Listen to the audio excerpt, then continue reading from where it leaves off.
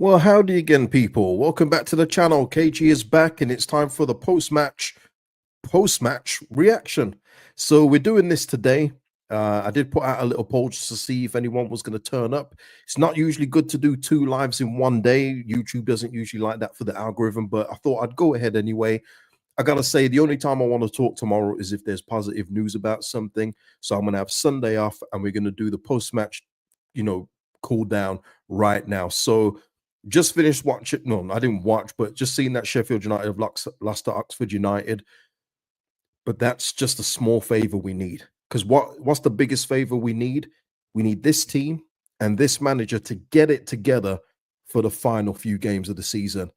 And there's been no evidence of that. And we're going to get into the post-match comments. Daniel Farke, once again, it's not me, it's everyone else. We've heard this story before, but we got to speak about it. Listen, before we get into it, like the video, subscribe to the channel, of course, drop your thoughts and comments below. And also as well, the match reaction was done just basically about maybe an hour or so ago. I don't even know. But if you haven't seen that, go back for the raw reaction straight after the game. Mark B here saying Sheffield United lost and some are celebrating as if Leeds isn't broken. Yeah, I mean, listen, it's a great result that Oxford have won. The thing, it's a great result because it keeps us in touch with Sheffield United, but we're not doing our part, which is the thing that I think Mark's talking about here. It's only good if we had won today and Oxford won, we're absolutely buzzing right now. But we've drawn against Luton Town, people, away. We've drawn against Luton Town, and it's just another one of a bad result to add to the list we've already had. So as much as I'm happy that Oxford have kept us in the race here, I need to see my team do something, because at this point in time, people, and we'll do the preview for Middlesbrough Monday, I don't know if we're going to beat Middlesbrough away. I'm not feeling confident for that game. So this team now, this manager now has to turn it around for me and prove me wrong, because I've backed them relentlessly. I've said, look, this run of fixtures is wonderful. You couldn't have asked for a nicer set of fixtures, and they just keep letting me down. So I'm going to put it on the players, the manager now, to perform against Middlesbrough or get the result, whatever they need to do, and we'll go from there. But look, Sheffield United as well, got to say, when they do have a bad result, which is kind of rare for them as well, they usually bounce back with a vengeance. So Millwall will probably have something coming for them Tuesday, but will we have something for Middlesbrough on Tuesday as well? Yeah, we're all falling apart except Burnley, of course. I know they're just made of strong stuff. And I remember when they kept drawing. Remember that period where they kept drawing 0-0, and people saying, what are they trying to do? Draw to promotion?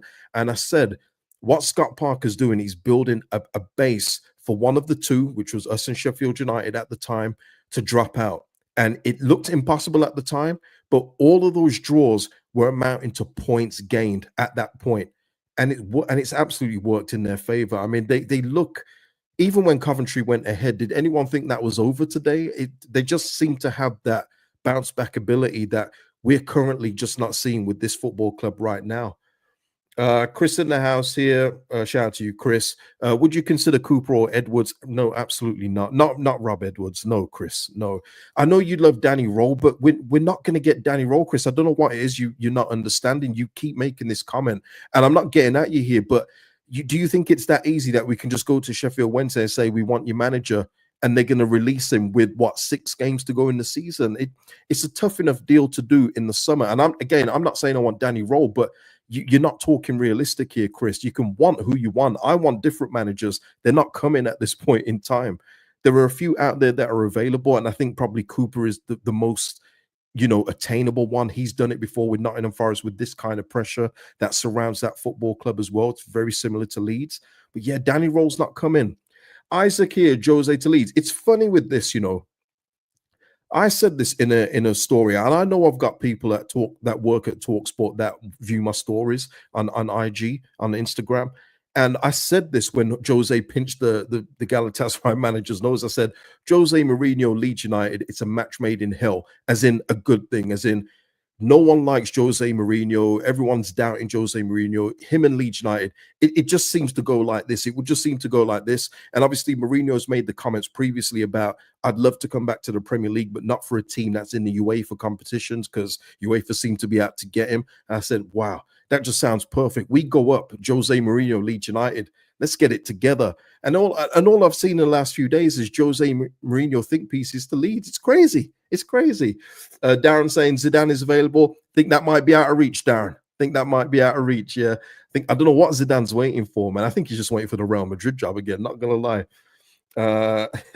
Lee CCT saying, been a while catching live KG, been busy with my kid. Understandable, man. Family comes first. Don't worry about it, man. Neil here. Great comment, Neil. Players had 48 hours off after the last debacle. How long do they have off after this? Yeah, 2-2 draw at home against Swansea was debilitating enough for them to have 2 days off. What they're going to need now? Well, there's not much time because we've got Middlesbrough Tuesday. Quick turnaround in games. Yeah, it's just another excuse, isn't it? Just another one. Oh yeah, Guy Fawkes. That's probably a good shout with Zidane. He's waiting for France. Honestly, just for the people that are just coming in here thinking, "Oh, I'm deluded here," I didn't think Zidane was coming to Leeds. Just say that. Just say that. Lee, would you keep Farke even if we went up? No, I wouldn't, Lee. There's no spoiler to that. The 49ers, even if we manage to get up, need to make plans to sack him. And again, there was this segment on TalkSport. It's after my video as well.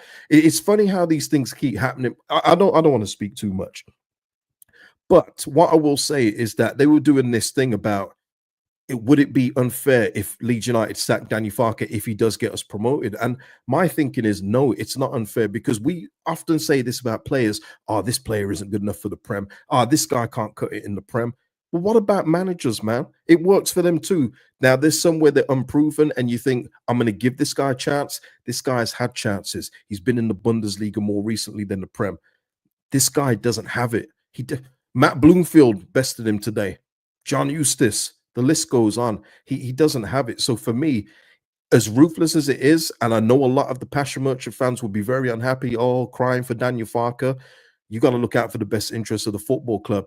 But on the other hand, if you're going to keep him, as I've said before, buy players that are club bought, and if he can't work with them, you then get another coach that will get to work with them. Cannot have him picking the players. No way.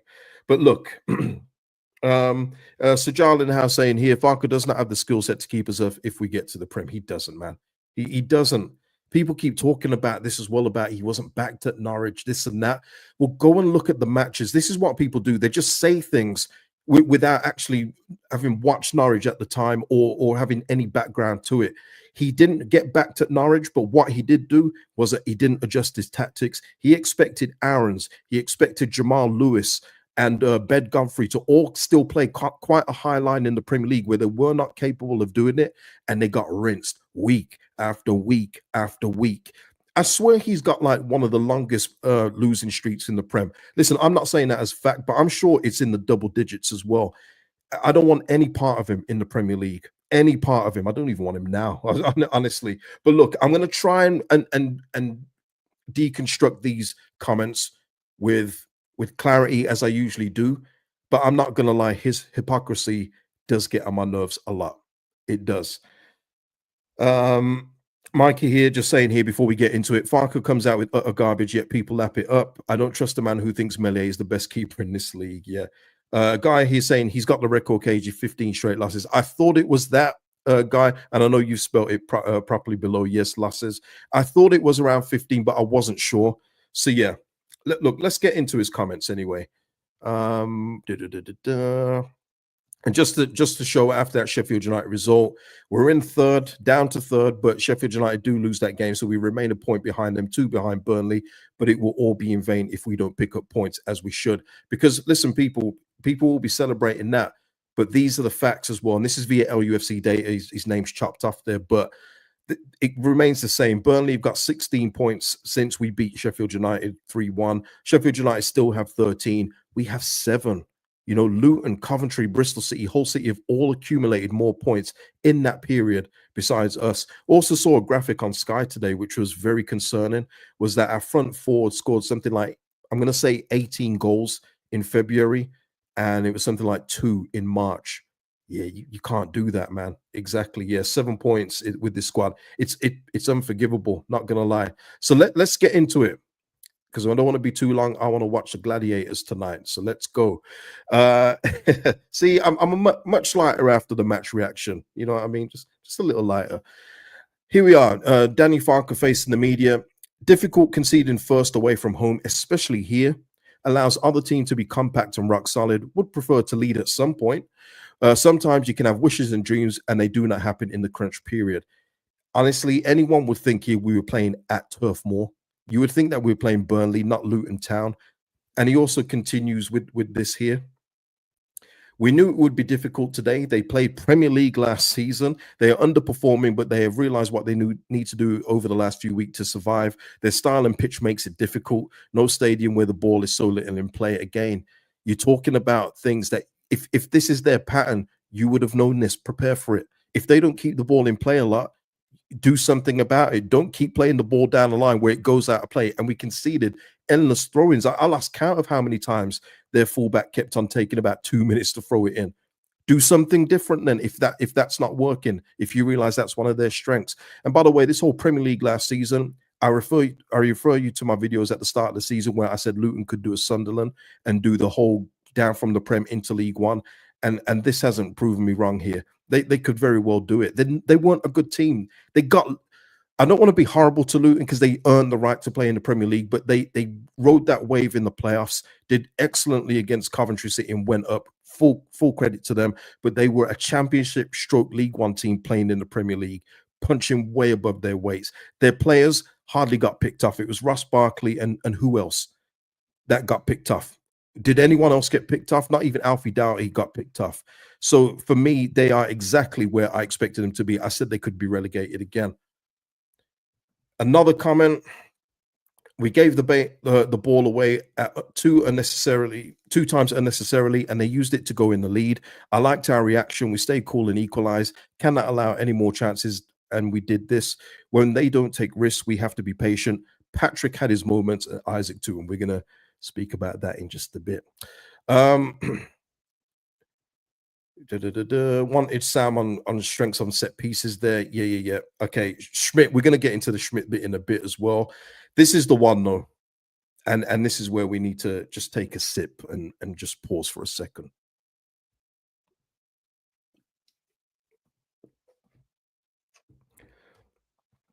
And Neil, you're right. Tactics need changing. 4-2-3-1 is not working yet. That's what I was saying in the post match today. I know it was a little bit hot today, but that doesn't change for me. We didn't have a shot from after we scored a goal, not even a shot on target, just a shot in general, until the 70-something minute when Bamford took a shot on target. That's so poor. And that's because the pattern of play stayed the same through the game. Same build up, same pass.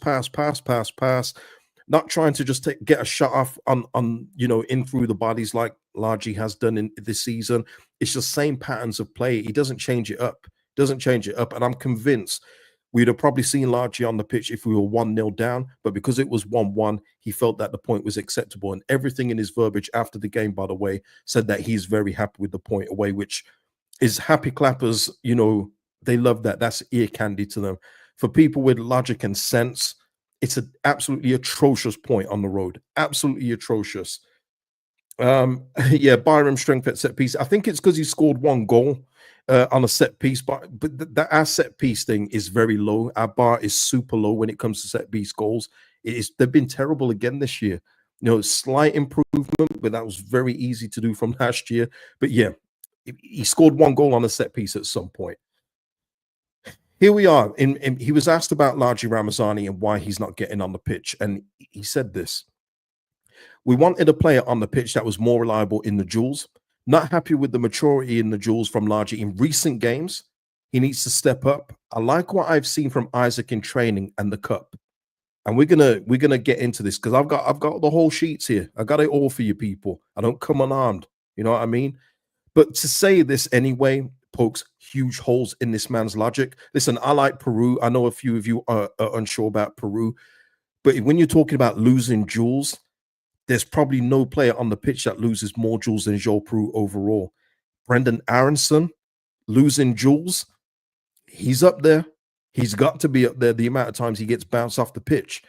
There are more players that lose duels than Largy Ramazani. Once again, it's this thing about blaming players who he hasn't given ample minutes to and saying that they weren't good enough. He did it last year. We saw it all with Charlie Creswell, Jed Spence, how many others? Connor Roberts, Jaden Anthony. They all need to do more. Mateo Joseph, everyone's clamoring for Mateo Joseph to start more games, and he's got 1 goal in 15, even though he's only giving him 8 minutes a match. He's doing it all again. Same excuse. It's never him. Honestly, he could be a Liverpool manager the way it's never his fault. He's just got no accountability. He's got none. It's staggering for me. It's staggering. I don't know how people like that get through life every day. Actually, it's probably easier because you're not looking at yourself and seeing where you could have been better, where you can do better. It's always someone else's fault. That must be nice to do.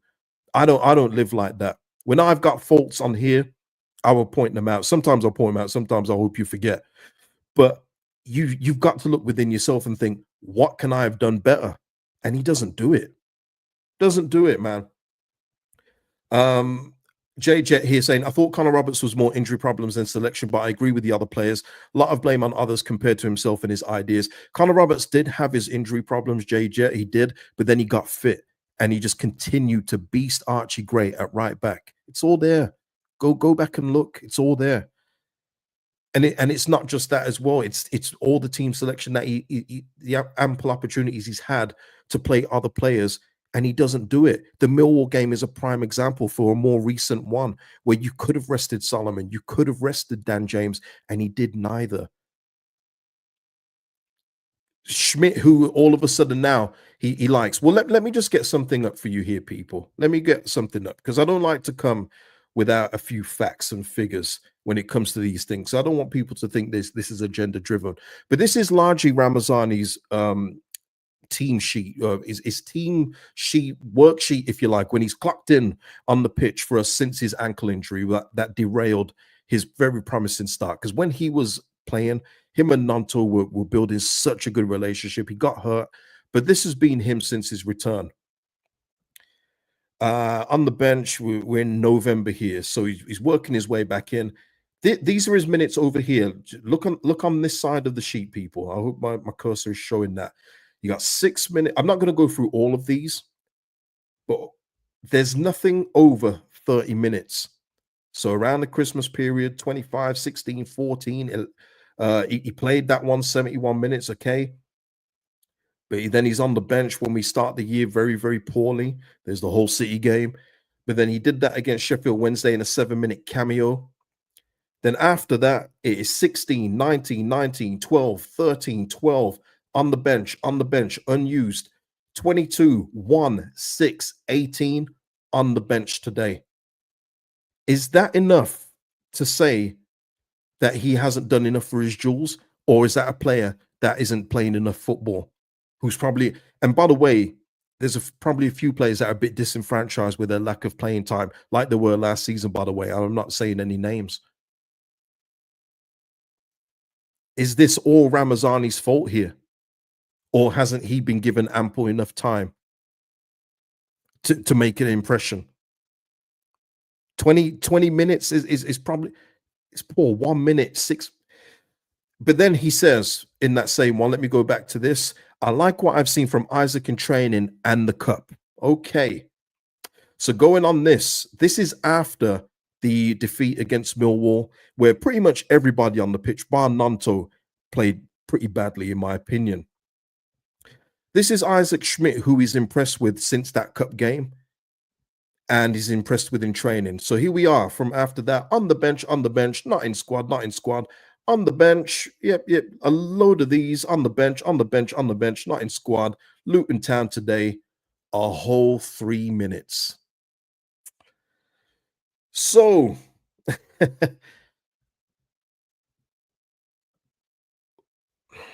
what does that mean? You tell me what does that mean? Is it are you guys really gonna try and tell me that it's always the players? Always, it was Charlie Creswell's fault last year. And then his interviews that I've seen, man, the man just wanted to play football. He wanted to help. He never wanted to leave. He wanted to play first team football and thought he had a way in.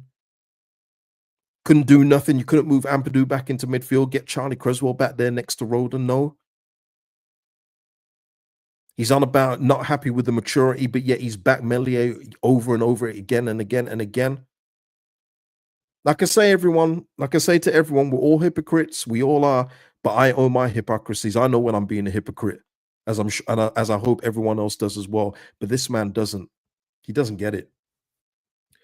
Um, Michael here saying, KG, the squad aren't willing to do it for Parker. That's the message here. Nothing I've seen since or even feel after the post match tells me that they were playing for the manager today. Nothing at all says to me that they are doing everything they can. They weren't busting the gut for the manager. They weren't busting the gut for the shirt. They weren't busting the gut for themselves today.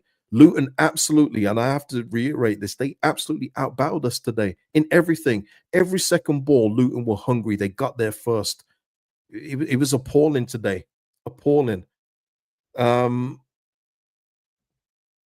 I've never liked Stephen saying I've never liked Farke, but now I hate him. Hate's a strong word, Stephen. That's a very strong word.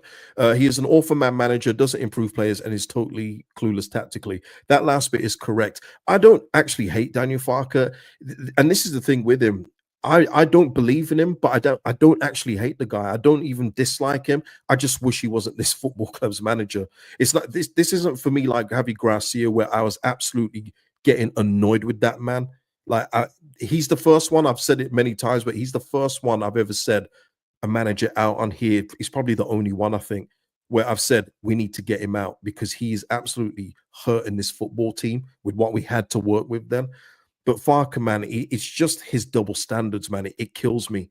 So it's okay for Brendan Aronson to be out of form and you just keep on playing him and playing him. But other players, oh, I don't like what you did in this duel here. I'm going to drop you now. You don't even get on the pitch against Luton. Yeah, I don't like that, man. Don't like that. Nick saying Darlow caught a contested ball and plowed through the crowd to punch it away. Loved it. Yeah, I know. The bar's in hell. It is in hell, but yeah, he did the basics right. That's all you want from your goalkeeper. And salute to Darlow. He was probably the brightest spot for me along with Dan James today. Let's have a look here. So yeah, that's the bit I wanted to get to talk about in terms of just putting it on Largy. It's just for me, it's disgusting. I know players get a lot of stick, in terms of do they care enough, attitude, and how much do they want it and stuff like that. But I'm sorry, I'm not accepting that. I'm not accepting that for Largy. I didn't accept it for a lot of the players last year, and I don't accept it recently. What he said about Jorginho, Somerville, and Archie Gray about players had other moves on their mind in the run into the playoff final. What will be the excuse this time if we end up in the playoffs? What will be the excuse this time? Because there will be one. And the thing is, as well, with Georgie, the worst thing is about that one, Georgie didn't even move until the part way through the season. So he didn't even move that slap bang in the summer. KG, did Farke actually say blame Ramazani, don't blame me? No, he didn't say. That's why there's no quotation marks there, Sajar. Yeah, I'm doing it as a generalization as, hey, look at Ramazani and look at all his faults. He's the reason why he's not playing. Don't look at me. That's the way I've put it. I didn't put no quotation marks. So it's not a speech it's not a quote that he said. Ryan here, KG, do you think that's the last time we see Largy this season now? I don't think so. I don't think so, Ryan, but we'll see what kind of minutes he gets in the next game when he is actually called upon. But yeah, it's all mad, man. It's all mad. Neil, so has Solomon got other clubs on his mind? Yeah, we'll get to that point, won't we, Neil? Oh, man, his form when he would have scored that shot, but he had a Premier League club that had contacted his agent that week and he wasn't fully focused on Leeds United. Yeah, you know what it is. No problem, Sajal, no problem. Because you know what? You're probably not the only one that's going to think that he said that. No. I would definitely put it in quotation marks if he had said it. John here saying, KG, these players know that most of them won't get a chance to play in the Premier League. So if we go up, what have they got to play for? Pride, wow. John, some punctuation here, please, brother. What have they got to play for? Pride, it doesn't exist in players' minds. Cash does. John, that's not true entirely. There are some players that do play with pride, and I speak to some that are very prideful in their performances. But if that is the case, John, and a lot of them know they won't get a chance to play in the Prem, go up and make it so that you at least give yourself a chance. Don't just collapse and say, I wasn't going to get played anyway. I'm more comfortable in the Championship. That's just poor. And that's someone that Leeds United have got to turf out anyway. We've got to have mentally strong performers at this football club. You saw this week, by the way, with the whole Meslier thing. That was everywhere. Sky, TalkSport, the American stations were covering the Meslier thing. Everything that this football club does is under the spotlight. Sheffield United, Burnley have been able to go about their business, no problem. Even when Burnley were going through that period where they were drawing loads of games, getting clean sheets, you probably got one or two segments. Leeds United, there's a Melier thing, there's a Farke thing. You come here, you've got to be mentally strong. You've got to be that's one of the things. You've got to be talented, but you've got to have it up here. If you don't, you won't survive here. Um, So, what else was there? Oh, injury news, which isn't too good for the squad, but Ruffwell will be out for the next 3 weeks. Next 4 games, he's had a scan. Pascal was seen limping very heavily today, and I did notice that. I did say that in the post match, but from when Carlton Morris fell on his foot, he wasn't moving around very well after that. He did eventually get taken off, so we've got to see about Pascal coming in, see if he's going to be available for Middlesbrough. If not, we're going to have to hope Max Verber's knee is sewn together and iced together and good to go with Joe Rodon on against Middlesbrough. But hopefully Pascal's nothing too serious. But he did take a few heavy knocks today, so I guess we'll get some news about that, before the Middlesbrough game. Um, yeah, Daniel Farke as well. Because they play each other, it's still in our hands. We cannot affect their games. We have to focus on ourselves. I would have preferred 3 points today, but I have to judge what I see. I like our spirit and overcame this adversity. It's 1 point gained. Geez. I've already probably made my points during all my other speeches today in regards to that. And then the final one. Yeah. Okay. Not the final one. We still got a couple more. Today was the right time for Willie at 10. Luton doesn't use a midfield to play through. We could afford a 10 that does not press as much. Difficult game for him and all attackers. Don't over-interpret cameos too much. First game back, I don't expect he runs whole game. Yeah, I was going to answer one comment that came in before I started the stream, because he was on about, you saw Nanto today and it didn't work in the 10. Who's going to own up and say that? It's one game. It's literally one game he started. Early in the season, it was working. He did have good games in the 10. His recent cameo against QPR in the 10, he was the best player.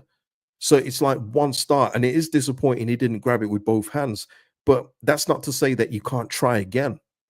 You know what I mean? And this is on Farker as well. He said that Nanto can play in the 10 multiple occasions. So I expect Aronson to come in against Middlesbrough anyway, because I expect him to want to use his pressing more against that Middlesbrough midfield. But yeah, it doesn't, just because it didn't work today doesn't mean you can't try again at some point. I still feel we have a great chance. I see the reaction of the lads. We dig in. We have lost one game in 24. Hard to beat us. Less draws would have been better. Cannot look back. Have to prepare for the next game. Still have a great chance for the top 2. And just the irony as well in that less draws would have been better. But yet he's very, very complimentary about yet another draw today. There's an irony in that. And I've said on many occasions, I'm not happy with a lot of the draws we've had this season, especially again at home.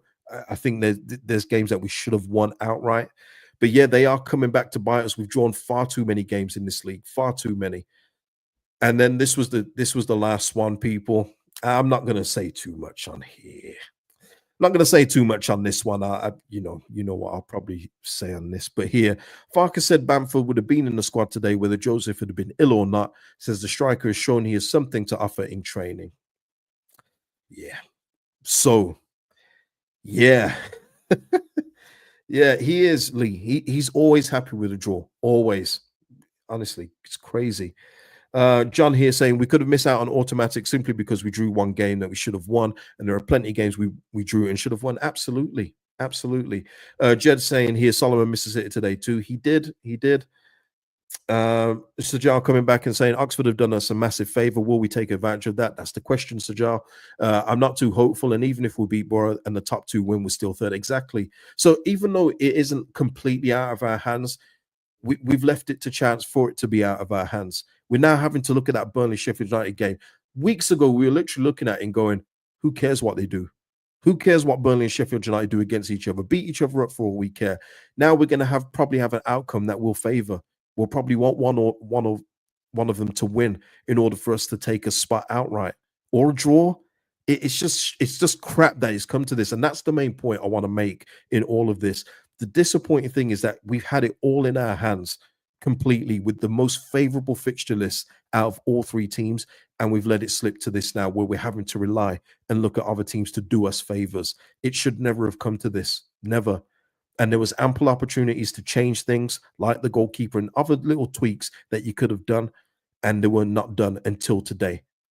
And that's the most disappointing thing for me overall, is that all these things were preventable. Every single one of them were preventable, and he did nothing. Did nothing until it's nearly too late. Thankfully, we're still in the race, but it's not completely in our hands like it was before. It's not the same. It's not the same as it was before, people. Darren here, imagine we screw up against, imagine we screw up the last game against relegated Plymouth.